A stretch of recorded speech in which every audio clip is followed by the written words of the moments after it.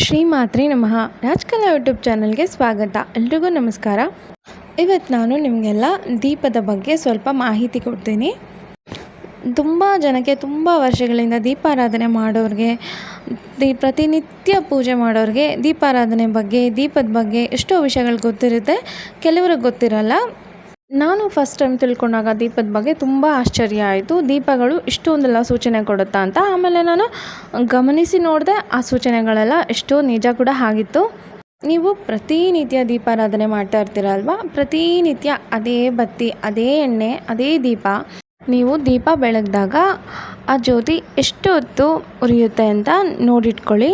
ಅಬ್ಬಬ್ಬ ಅಂದರೆ 3 ಗಂಟೆ ಇಲ್ಲ 2 ಗಂಟೆ ಅಷ್ಟೊತ್ತಾದರೂ ಉರಿಯುತ್ತೆ.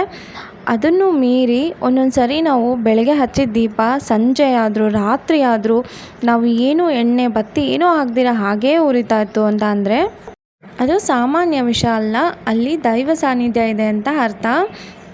ಯಾರು ಆ ದೀಪ ಹಚ್ಚಿದಾರೋ, ಯಾರಲ್ಲಿ ಪೂಜೆ ಮಾಡ್ತಾ ಇದ್ದಾರೋ ಅವರ ಪೂಜೆಗೆ ಮೆಚ್ಚಿ ದೇವರ ಸಾನ್ನಿಧ್ಯ ಅಲ್ಲಿ ಬಂದಿದೆ ಅಂತ ಅರ್ಥ.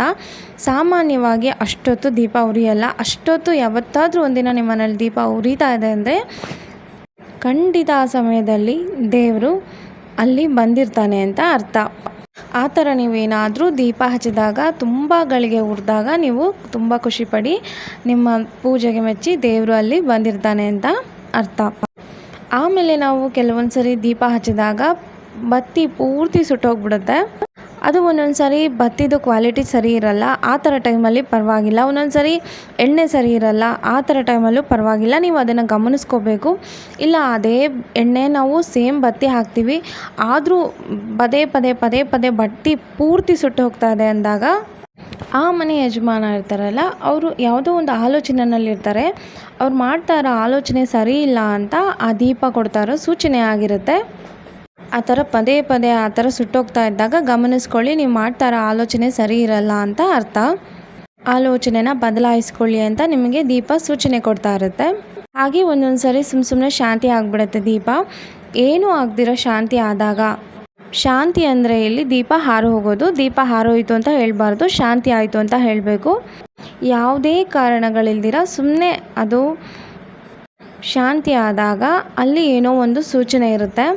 ಮನೆಯಲ್ಲಿ ಯಾರ್ದಾದ್ರೂ ಅನಾರೋಗ್ಯ, ಯಾವುದೋ ಒಂದು ಕೆಟ್ಟ ಪರಿಸ್ಥಿತಿ ಬರುತ್ತೆ ಅಂತ ಅರ್ಥ. ಆವಾಗ ನೀವು ಆ ದೀಪನ ಮತ್ತೆ ಹಚ್ಚೋಕ್ಕೆ ಟ್ರೈ ಮಾಡಿ. ಅದು ಆವಾಗಲೂ ಹತ್ಕೊಳ್ದೆ ಮತ್ತೆ ಬತ್ತಿ ಜಾರೋಗ್ತಾ ಇದ್ದರೆ ಆ ಪೂಜೆಗೆ ಇಟ್ಟಿರೋ ದೀಪನ ತೆಗೆದುಬಿಟ್ಟು ಬೇರೆ ದೀಪ ಇದ್ದರೆ ನೀವು ಅದನ್ನು ಇಟ್ಟು ದೀಪಾರಾಧನೆ ಮಾಡಿ. ಈ ಥರ ಪದೇ ಆಗ್ತಾ ಇದ್ದಾಗ ಸ್ವಲ್ಪ ಎಚ್ಚೆತ್ಕೊಂಡು ಯಾವುದೋ ಒಂದು ಸೂಚನೆ ಕೊಡ್ತಾ ಇದೆ ಅಂತ ನಾವು ಏನೇನೂ ಬದಲಾಯಿಸೋಕ್ಕಾಗಲ್ಲ, ಬಟ್ ನಾವು ಸೂಚನೆನ ತಗೋಬೋದು. ವಿನಾಕಾರಣ ಪದೇ ದೀಪ ಶಾಂತಿ ಆಗ್ತಾ ಇದ್ದರೆ, ಇದ್ದಕ್ಕಿದ್ದ ಹಾಗೆ ಜ್ಯೋತಿ ದೊಡ್ಡದಾಗಿ ಉರಿದ್ಬಿಟ್ರೆ, ಈ ಥರ ಟೈಮಲ್ಲಿ ನೀವು ನಿಮ್ಮ ಮನೆ ದೇವರಿಗೆ ₹1 ಇಲ್ಲ ₹2 ದಕ್ಷಿಣೆ ಇಟ್ಬಿಟ್ಟು ಎಲ್ಲ ನೀನೇ ನೋಡ್ಕೊ ಅಂತ ಹೇಳ್ಬಿಟ್ಟು ಭಾರ ಹಾಕಿಬಿಡಿ. ಅಕಸ್ಮಾತ್ ಅದರಲ್ಲಿ ಏನಾದರೂ ಚಿಕ್ಕ ಪುಟ್ಟ ದೋಷ ಇದ್ದರೆ ನಿಮ್ಮ ಮನೆ ದೇವರು ಎಲ್ಲ ನೋಡ್ಕೊತಾರೆ, ನೀವೂ ಅಷ್ಟೇ ನೆಮ್ಮದಿಯಾಗಿ ಇರ್ಬೋದು.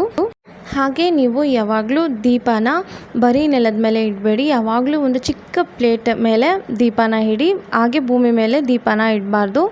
ದೀಪಕ್ಕೆ ಯಾವಾಗಲೂ ಗಂಧ ಕುಂಕುಮ ಇಲ್ಲ ಅರಿಶಿಣ ಕುಂಕುಮದಿಂದ ಅಲಂಕಾರ ಮಾಡಿನೇ ಇಡಬೇಕು. ಹಾಗೆ ಬರೀ ದೀಪ ಯಾವತ್ತೂ ಇಡಬಾರ್ದು. ಕೆಲವೊಂದೊಂದು ಸಾರಿ ದೀಪ ಶಬ್ದ ಮಾಡುತ್ತೆ, ಒಂದೊಂದು ಸಾರಿ ನಾವು ನೀರು ಮುಟ್ಟಿ ಮಾಡಿದಾಗ ಶಬ್ದ ಮಾಡುತ್ತೆ. ಆ ಥರ ನೀರು ಮುಟ್ಟಿ ಏನು ಮಾಡದೇ ಇದ್ದಾಗ ಇದ್ದಕ್ಕಿದ್ದಾಗೆ ಶಬ್ದ ಮಾಡಿದಾಗ ಮನೆಯಲ್ಲಿ ಏನಾದರೂ ಸ್ವಲ್ಪ ಗಲಾಟೆ ಆಗೋ ಸಾಧ್ಯತೆ ಇರುತ್ತೆ. ಇದಕ್ಕೆಲ್ಲ ಜಾಸ್ತಿ ತಲೆ ಕೆಡಿಸ್ಕೋಬೇಡಿ. ಆದರೆ ದೀಪ ಕೊಡೋ ಸೂಚನೆಗಳು ಇದೆಲ್ಲ. ನಾವು ದೇವರ ಮುಂದೆ ಪ್ರತಿನಿತ್ಯ ಹಚ್ಚೋ ದೀಪಕ್ಕೆ ಎಷ್ಟೆಲ್ಲ ಶಕ್ತಿ ಇದೆ, ಅದಕ್ಕೆ ಜೀವ ಇರುತ್ತೆ ಅಂತ ತಿಳ್ಕೊಳ್ಳಿ. ಹಾಗೆ ಒಂದು ದಿನ ಹಾಕಿದ್ದ ಬತ್ತಿನ ಮತ್ತೆ ಮಾರನೇ ದಿನ ಅದನ್ನ ಹಚ್ಚೋಕ್ಕೆ ಹೋಗಬೇಡಿ.